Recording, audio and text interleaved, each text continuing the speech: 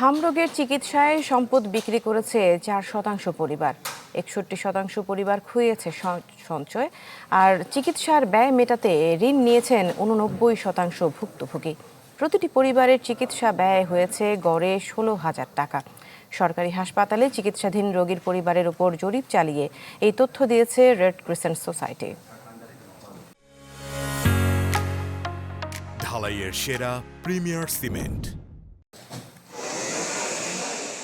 হাম প্রতিরোধে টিকা দেয়া হয়েছে লক্ষ্যমাত্রার চেয়ে বেশি শিশুদের। তবুও সংক্রমণে লাগাম টানা সম্ভব হচ্ছে না। প্রতিদিন হামে আক্রান্ত হয়ে রোগী ভর্তি হচ্ছে হাসপাতালে, মারা যাচ্ছে অনেক শিশু।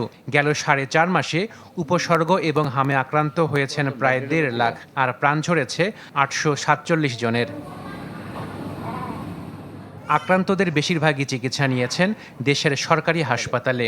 এমন 12টি হাসপাতালে চিকিৎসা নেওয়া রোগীর 2746 পরিবারের ওপর জরিপ চালায় বাংলাদেশ রেড ক্রিসেন্ট সোসাইটি এবং আইএফআরসি। জরিপের ফলাফলে দেখা যায় 89% পরিবার হামের চিকিৎসার ব্যয় মেটাতে ঋণ নিয়েছেন, আর 61% ফুরিয়েছে সঞ্চয়। এছাড়া 4% পরিবার সম্পদ বিক্রি করেছেন। অনুদান থেকে খরচ মেটানোর চেষ্টা করেছে প্রায় 3% পরিবার। প্রতিটি পরিবারের চিকিৎসা ব্যয় হয়েছে গড়ে 16,000 টাকা। খুব যে বেশি ট্রিটমেন্ট কস্ট তা কিন্তু না, কারণ আমরা সব গভর্নমেন্ট হসপিটালেই দেখেছিলাম, কিন্তু তারপরেও কিন্তু তারা কিন্তু অর্থনৈতিক চাপের মধ্যে পড়ে যাচ্ছে। তো সেই সব ফ্যামিলিগুলোকে আমরা হসপিটালের সহযোগিতা নিয়ে তাদের স্ট্যাটিস্টিক্স নিয়ে দেখেছি, যে দেখা যায় যে ম্যাক্সিমাম হয়তো বা 10-12টা বাচ্চার মধ্যে দেখা গেছে মোর দ্যান 80%ই দেখা গেছে এরকম ফ্যামিলি খুব ইকোনমিক চাপের মধ্যে পড়ে গিয়েছে। তারপরে ডেইলি হসপিটালে থাকলে এমন প্রেক্ষিতে বিডিআরসির কাছে প্রশ্ন ছিল, সরকারি হাসপাতালে চিকিৎসা নেয়ার পরও কেন এত খরচ?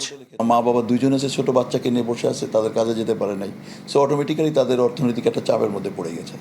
তো তারপরে দেখা গেছে দূর থেকে আসার সময় হয়তো বা কিছু লোন করে আসছে কোনো ফ্যামিলির কাছ থেকে, এখন গাড়ি ভাড়া, তারপরে ডেইলি হসপিটালে থাকলে দেখা যায় যে গভর্নমেন্ট হসপিটালে বাচ্চাটাকে হয়তো কিছু খাবার দিলে কিন্তু বাবা মা ইনকাম নাই, কিন্তু খেতে হচ্ছে বাইরে হোটেলে খেতে হচ্ছে। তো এগুলো সব কিছুই কিন্তু আসলে অর্থনৈতিক একটা চাপের মধ্যে তারা পড়ে গেছে। জরিপ বলছে হামে আক্রান্ত 75% রোগীর বয়স ছিল 4 বছরের মধ্যে। 5 থেকে 17 বছর বয়সী ছিল 19%, আর 18 বছরের উপরে ছিল 6%।